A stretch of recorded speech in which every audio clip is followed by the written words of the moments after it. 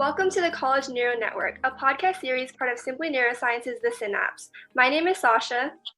And my name is Lina, and we're your hosts for today. The College Neuro Network has discussions with undergraduate students studying neuroscience and neuroscience professors in order to gain insight into the neuroscience department and opportunities in the nation's top universities.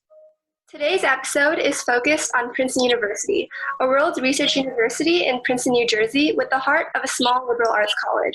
With its commitment to undergraduates, built-in research opportunities, and a diverse student body that boasts students from all 50 states and over 100 countries, Princeton ranks #1 in national universities by the U.S. News and World Report.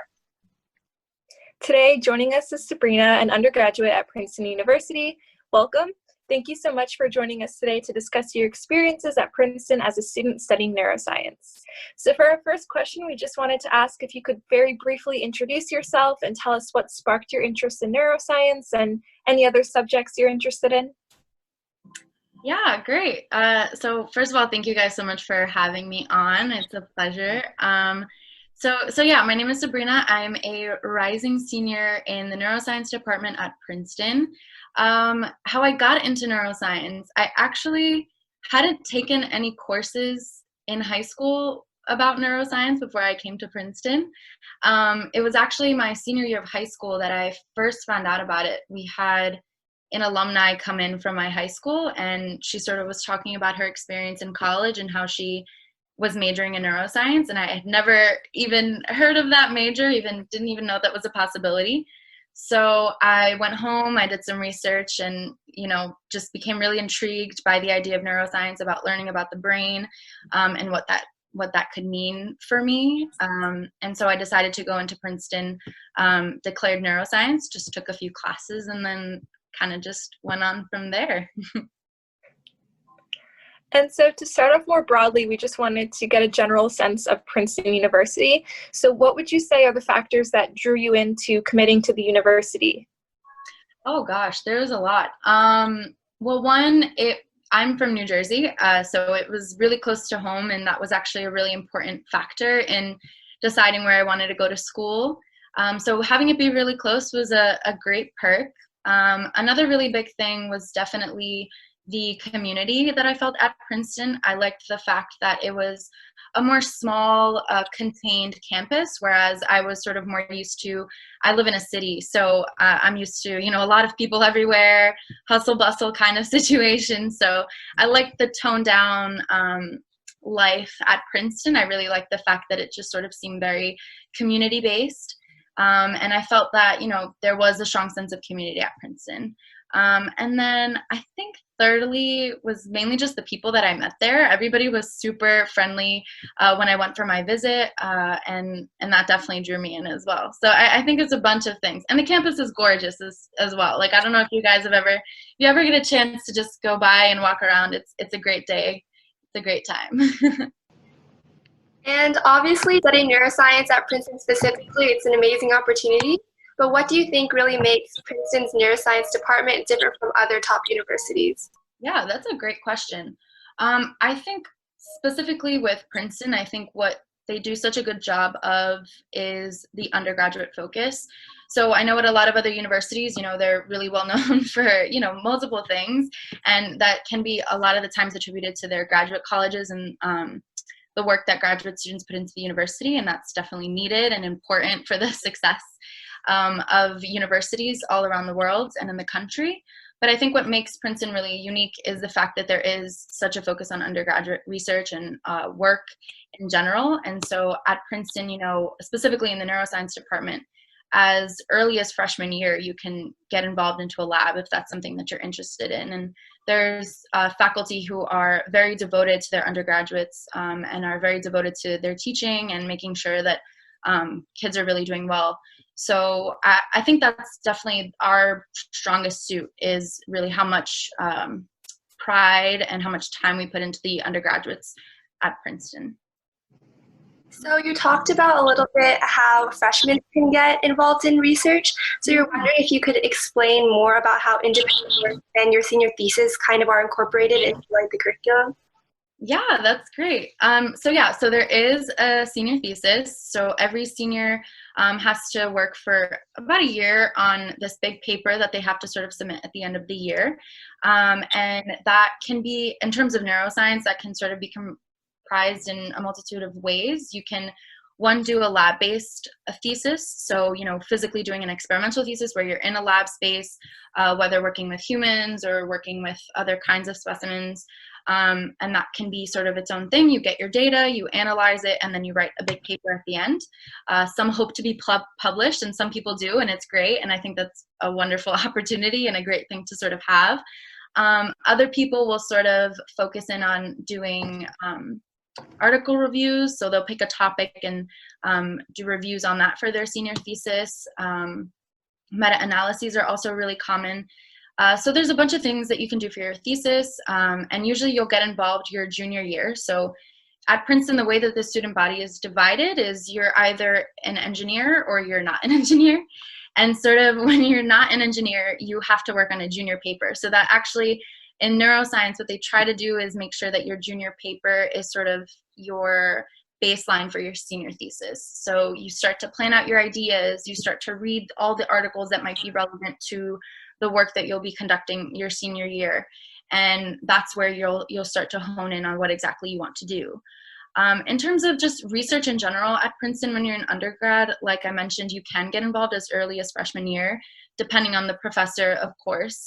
Some labs will be way more filled than others, just based on the number of projects that are going on per lab, the number of graduate students that are able to mentor in an undergraduate student, because that's usually how it works. You'll be paired up with a grad student, and that will be your primary mentor, along with your advisor, who is typically the lab coordinator, the professor of that lab. So yeah, if you find a professor that meets your interests, that, say you take a class and you really enjoy the way that they teach and what they teach, and look into their lab, they all have websites online. And yeah, that's usually how people get started. They'll just have a conversation with a professor, and if there's enough space and if there's enough time in both of their schedules, they'll definitely work that out. And then that puts you in a really great position for when you get into senior year to write your thesis, because then you'll already have that experience in a lab setting, and you'll maybe have worked on a bunch of other projects before then. So you'll definitely be in really good shape from there. Yeah. And just out of curiosity, so what is your senior thesis, or what are you planning on doing it on? Yeah, that's a great question. So I originally had one plan. We were going to do an experimental thesis based on perception in infants specifically, that had to do with motor processing, and the difference between tactile processing and sensory processing. So I was really excited about it. But with everything that's been going on recently, my advisor kind of jumped the gun and was just like, you're already working on another project, because I had been working on a meta-analysis prior to having started thinking about my junior paper ideas. So she sort of just mentioned that, hey, we're gonna be home, so you can't do anything here. There won't be any preliminary data so that you can start your junior paper stuff. So she sort of recommended that we just sort of switch over to something that could be done remote. So it's not as, experimental, and it's not as hands-on as I maybe would have dreamt it to be. But essentially, I am doing a meta-analysis on infant attrition rates with FNIR studies. So infant FNIRs is a relatively new methodology in neuroscience. So it's similar to maybe like an EEG, and yeah, so it's just like this really convenient cap that you can put over kids' heads or adults' heads, but we were specifically focusing on infants in the baby lab. So yeah, there's really high attrition rates in infant studies in general and infant FNIR studies, and we wanted to sort of just figure out if there were any other factors that may be attributed to that. What is the overall attrition rate, so that other researchers can sort of have a guide when they're conducting their research. If they get 50 kids in a lab and they only end up using 25 of their infants for data analysis, why is that? Is that because it was their malpractice, or is that normal?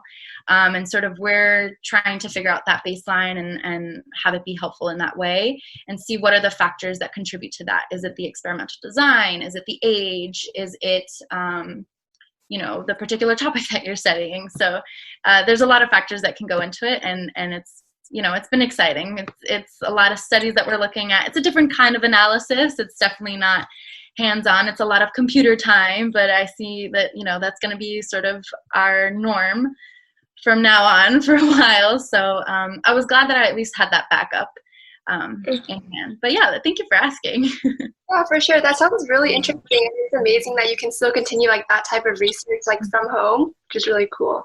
For sure, yeah. Kind of moving on from research and towards the curriculum, can you talk about like your favorite class or your favorite neuroscience class so far at Princeton, and also or you could talk about your favorite professor? Oh gosh, there were so many interesting classes that I had to pick my favorite. I'll start with professor. He actually is a psychology professor, but he works in the baby lab and so does a lot of work with neuroscience, so it works. His name is Casey Lou Williams. He taught a developmental psychology class that I took my sophomore year, and I was just blown away by his enthusiasm for this particular topic. He just made me reevaluate my whole career choice, and was just a pleasure to be in his class. It was so exciting. It was so refreshing to see a professor literally stand on top of a chair and explain how important certain things were in regards to that particular field. So I really admired the way that he taught and the way that he felt about his research. So that was definitely, for professor, that's definitely Casey Lou Williams. For class, oh gosh, there were so many fun ones. I guess I'll stick to maybe two. I just took one class on the neural basis of face perception. I'd never thought I would take a class on something so specific. But at Princeton, the professors are top of their fields, so they really know what they're talking about, and they hone in on the specific topic or the specific research that they enjoy. So I took an entire class on just learning about face perception and what that looked like on various different levels, and it was just, it opened my eyes to neuroscience in a way that it hadn't been before, just because you think about, I don't know, language, and you're like, okay, I can study language, but what about language? And it just spreads into all of these different areas and disciplines, and that's sort of what that class did to me. It just made me realize how interdisciplinary neuroscience really is, even when you're talking about something so specific, which is why I really enjoyed being in that class. But yeah, there's a host of different classes at Princeton, specifically in neuroscience, that you can take. Another really interesting one that I took was neuroeconomics, so mixing in neuro and decision making and economics, and sort of how decision making and memory and goal learning kind of go hand in hand, and that was really interesting, especially being someone who had never taken an economics class or wasn't really into finance and economics. But it was definitely an interesting take, and again, interdisciplinary. That's sort of how I like to think about neuroscience. It can really breach a bunch of different areas. Yeah. So our next question is focused on how, obviously as an Ivy League university, studying at Princeton can be demanding. So we were kind of wondering, what does your daily schedule look like? What extracurriculars are you involved in? Do you have a lot of downtime to hang out with friends or go to the city? Yeah, that's a great question. So day to day, it really does depend. I feel like my freshman year was a little more hectic than my sophomore year, which was a little more hectic than my junior year. So I find that over the years, you kind of get used to it in a sense. You get your rhythm at Princeton. Obviously, freshman year, you're coming in and you're blindsided. You don't know what to expect. So I felt like, all these classes and the extracurriculars, it seemed like a lot and that I didn't have time. But you learn how to manage it over the years. But I would say as of last semester, when I was able to be on campus, I would say you get a good amount of time for extracurriculars and downtime. Obviously, you do spend probably equal amounts of time, if not more, studying and doing work. But I think what's been really rewarding at Princeton is just finding people within your classes and even just your friends, and doing study groups or just study time with your friends. And that sort of, you get your work done, but you also get to be around people that you really enjoy. In terms of extracurriculars, I am involved with an organization called El Centro at Princeton, and what we do is we take a group of students each week and we drive over to Trenton and we provide free English classes to non-English speakers. Specifically, Spanish speakers tends to be the bigger population, and that happens once a week, and I'm a peer leader of that group, so it's been really nice. A nice getaway from campus. We call it the orange bubble at Princeton, where it can feel like, you know, there's really nothing else going on except Princeton, and you can kind of forget about the outside world because, you know, Princeton is your life. So, but getting out into Trenton once a week is actually really refreshing, and sort of being able to see different faces other than the ones that you see every single day in class. So that's been something that I've really loved. I work at Tiger Call at Princeton, which is a job on campus. And what we do is we contact alumni and we basically see if they'd be willing to contribute to the annual giving this year for that year. And that's just a really great way to connect with alumni, get in touch with your Princeton spirit, and also just improve communication skills and marketing skills, and something that I've had a lot of fun with. I'm a lead caller there, so that's been really nice. And then what else? What do I do for fun at Princeton? Princeton's just great because they have so many. We have a street called Nassau, and there are so many restaurants that you can try, so many places, little coffee shops that you can sort of just sit down in and do work in if you're feeling like working by yourself that day or with a friend. And that's been something that I, you know, since freshman year, especially junior year, I made it a thing that I wanted to get out more. I wanted to leave campus more and go out into Princeton, the city, and get to know it more. And that was actually really nice. And being able to engage with that community rather than just like Princeton University community was really great. And that's something that we do a lot often as well. We kind of just go out and eat and try a new restaurant that opened down the street. But yeah, I would say that once you get your rhythm in at Princeton, it's not too difficult to find a balance between your studies and your downtime and also your extracurriculars. It may seem like a lot, but really once you figured it out and figured out the formula that works right for you, I find that it becomes really manageable. So you talked about this already, but just to kind of go more in depth. So how easy is it to conduct research at Princeton? And can you talk about like any labs you were involved in? Yeah, so the way that I even found out that people could start out in a lab as freshmen was after this one freshman seminar that I had with a professor. Her name was Sabrina Marques, and she was teaching a human toolmaker class, and I loved it. It was amazing. Had a really heavy neuro focus as well, which was nice because I was still a freshman and was still deciding whether or not that was the track I wanted to go with. And we were done with the class and I really enjoyed it, really loved that professor. And one of my colleagues came up to me, and we had studied a lot for that class together, and she had come to me after the semester was over and mentioned that she had spoken with Professor Kastner about joining the lab. And I was like, my God, I didn't even know you could do that. You know, I wouldn't even think that professors would even want to engage in that kind of conversation with freshmen, because in my mind, it was only when you're a senior, that's when they're going to care. That's your only opportunity. And so, you know, she encouraged me to email her and we would do it together. So I emailed Sabine Kastner and we spoke for a while. I was in the lab for a little bit. Didn't continue with it just because of scheduling problems. Usually labs will meet once a week during the school year, and usually in the morning. So I actually had a class during that time, so the scheduling was really off. So unfortunately only was in that lab for maybe like a month, and then left and was like, it's okay, I'll have my opportunity again. Interviewing Professor Kastner next week. So.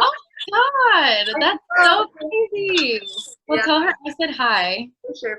She's great. She's another one that's like very willing to let people into her lab, and she's, you know, been so important for just freshmen in general at Princeton.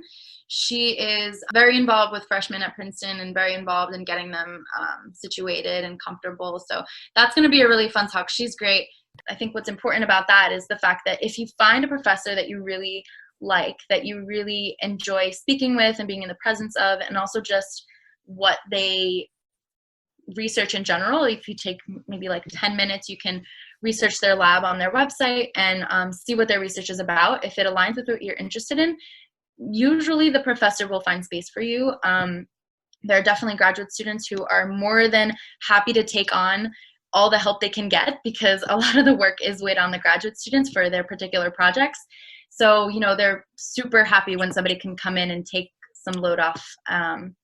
And so, yeah. And then, like I mentioned, junior year is when people sort of start thinking about starting their thesis and what they want to write about. And that's when the department sort of encourages you to seek out an advisor. So the way that it works at Princeton, at least for the neuro department, is they encourage you to look up professors, or maybe think about professors that you've had in the past.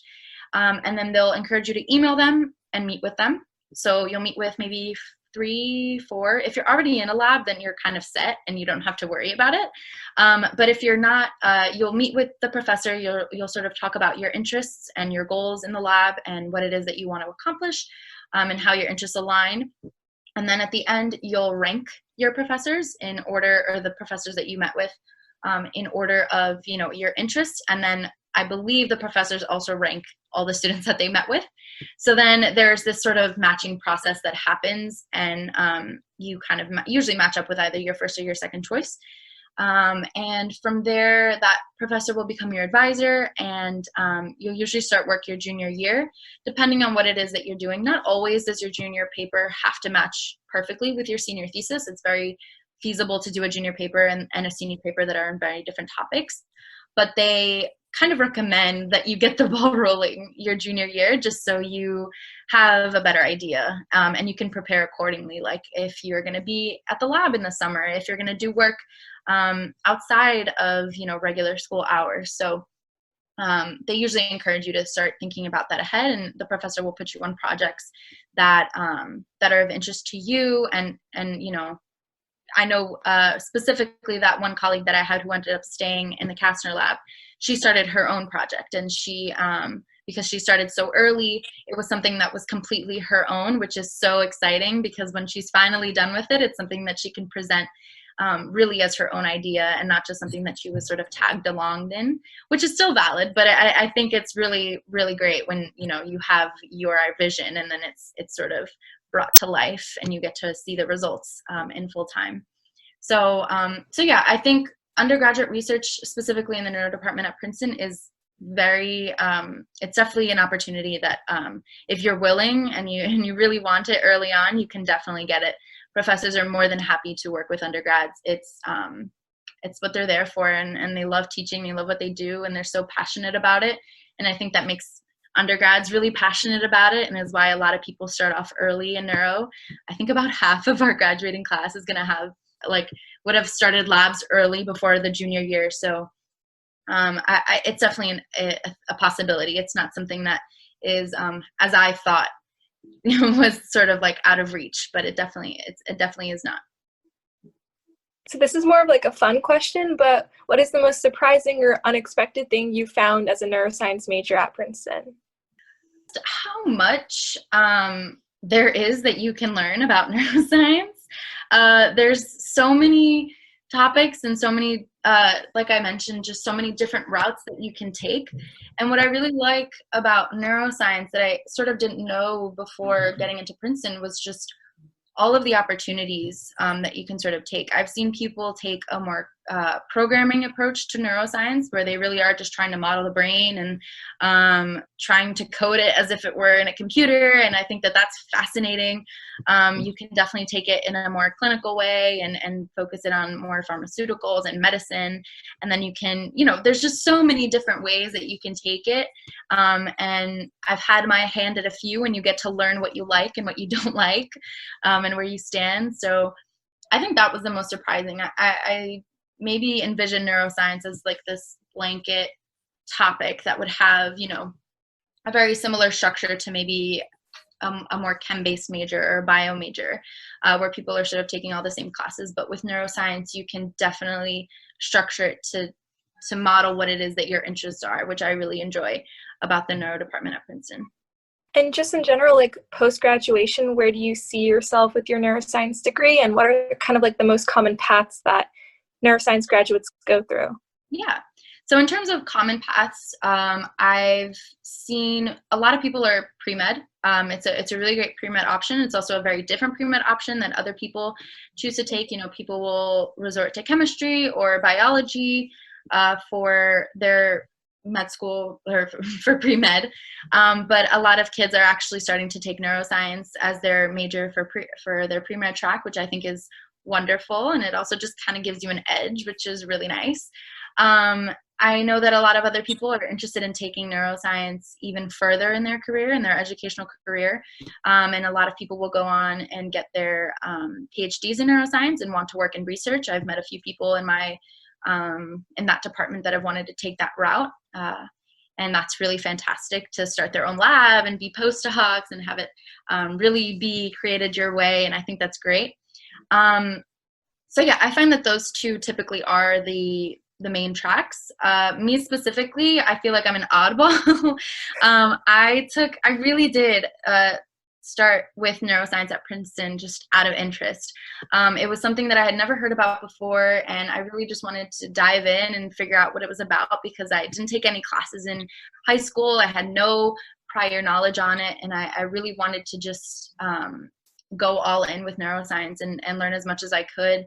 And I, want to continue in the future, but what I see myself doing is just sort of graduating, going into getting a master's degree in speech pathology. So I'm interested in working with young children with speech disorders and swallowing problems, and hopefully also focus in on autism research as well, which does also link to neuroscience. So I find that language and those neurological sort of deficits can also be linked to neuroscience. So it's not directly neuroscience going into grad school, but it definitely does have something to do with it.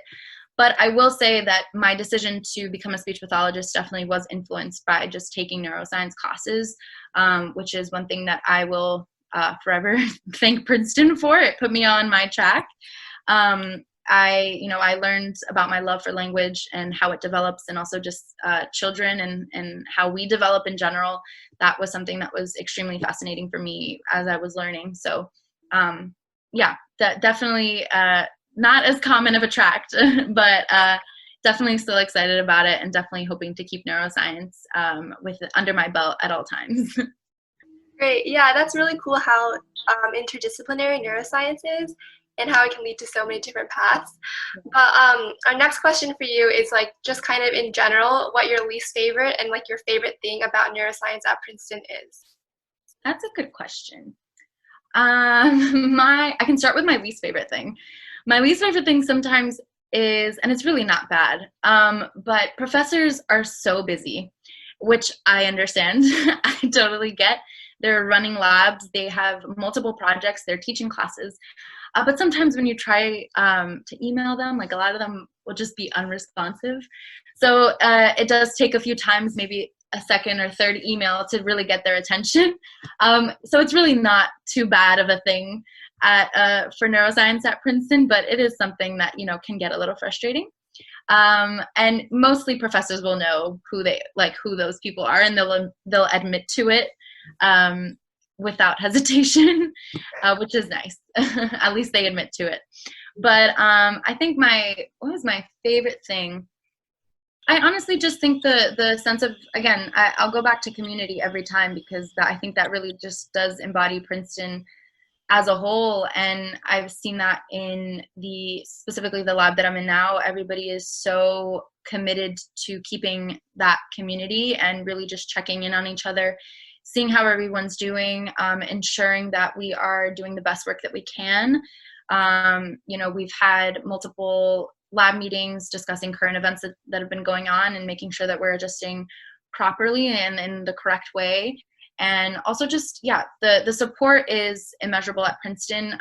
The grad student that I work with, she is amazing. Hats off to her. She has guided me through 2 semesters at Princeton and really just navigating lab in general, and something that I wasn't even familiar with really. So the commitment, I think, to undergraduate research and just the community within neuroscience and specifically the lab that you will be a part of is really apparent. And I think that that's definitely been my favorite part of being a neuroscience student at Princeton. Do you have any advice for like the college application process? Because most of the people watching this will probably be rising seniors. Yeah. Definitely. Wow. I haven't had to think about that in quite a long time. It kind of just like triggered my anxiety from that time. But yeah, I think it is a very strenuous process to go through. Everyone's kind of been through it. I think my advice to you would just be to just be reassured that everything will happen the way that it's supposed to happen. Do things to the best of your ability, and then the rest is sort of just left up to the universe, I like to say. There's only so much that you can do. Don't beat yourself up over petty decisions. Try your best, put in all you have, and then from there, kind of things are just not in your control. So, but also just remain positive and be really excited about your future, because no matter where you end up, as long as you're excited and as long as you're determined to learn and grow as a student and as an individual, you are going to be amazing anywhere that you end up. So yeah. And so our last question for you is, what advice would you give to any high schoolers listening? And if you have any tips for high schoolers in general who just want to learn more about neuroscience. Yeah, I would just say, if you're just even remotely interested in neuroscience, there are so many resources out there right now. I think, like I said before, what you guys are doing is amazing. As it's as simple as listening to a podcast that can spark your interest. There are also a lot of YouTube videos out there. Watch a TED Talk about, a scientist who just put out some research. Watch a clip about, how do we swallow, or how did we coordinate this movement, and how do, just day-to-day things that may spark your interest about the brain. Look it up and look at a video about it.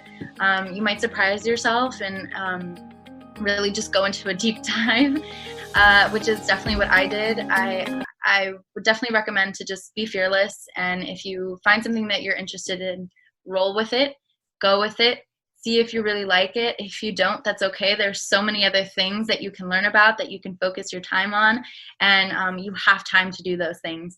So I would definitely say to trust your instincts, go after your interests, don't go for the norm, do whatever feels right for you and what you think is really interesting. Great, and that wraps up our questions for you. So thank you so much for taking the time to speak with us with the College Neuro Network. Your responses were super insightful and will definitely help any high schoolers who are looking to major, minor neuroscience or go to Princeton. Thank you guys. It was so fun.